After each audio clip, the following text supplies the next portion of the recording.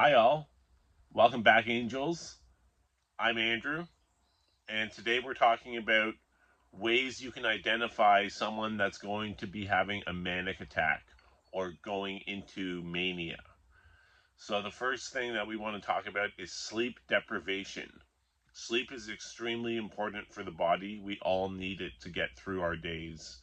Uh, People that sleep very little hours each day, an hour or two a night, those people are leading to having a manic attack and living in full blown mania. Okay? Sleep is so important. We need to have it. The human body needs it. And people that sleep very little, they say, oh, I'm an insomniac, blah, blah, blah, you know, but it's not true. They're probably bipolar. They probably are having trouble sleeping and it's leading them to go into a manic attack. Okay.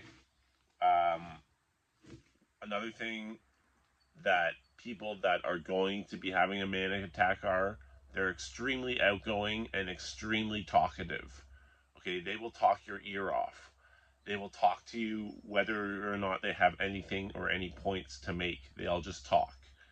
Okay, extremely talkative people. Um, Extremely outgoing. They have a very increased energy levels.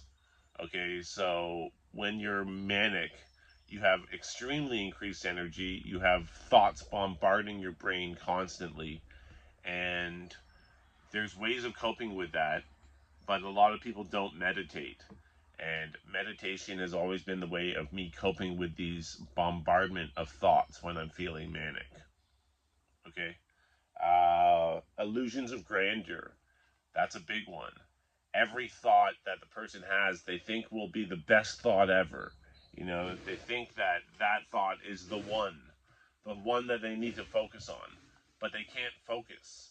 They're having problems focusing. They're like an ADHD person just going wild the whole time. Okay? So, that's another point that we have to make here. The illusions of grandeur take over your life. You really think you're that person, you know?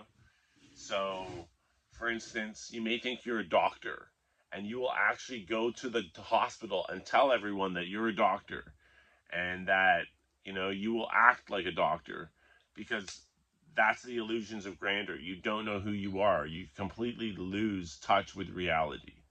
So, illusions of grandeur are really big when you're manic.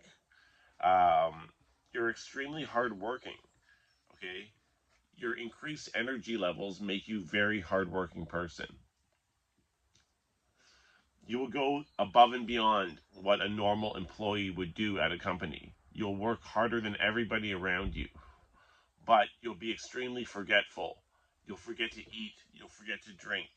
You may end up getting dehydrated. You may end up having lack of food, cramps, because you just forget about those things.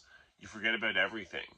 So you're really hardworking at that one specific task, but you get sidetracked very easily. Your thoughts are bombarding you, telling you to do all sorts of different things. Okay?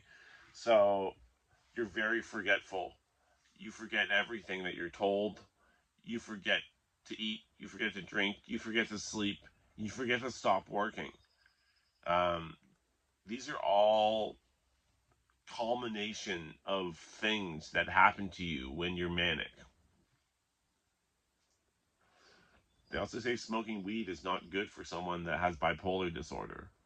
That's just a heads up. I know it's not good for someone with bipolar disorder, and I smoke it anyways. But I also get a monthly injection to ensure that I don't get the psychotic effects of being manic or the psychotic effects of depression.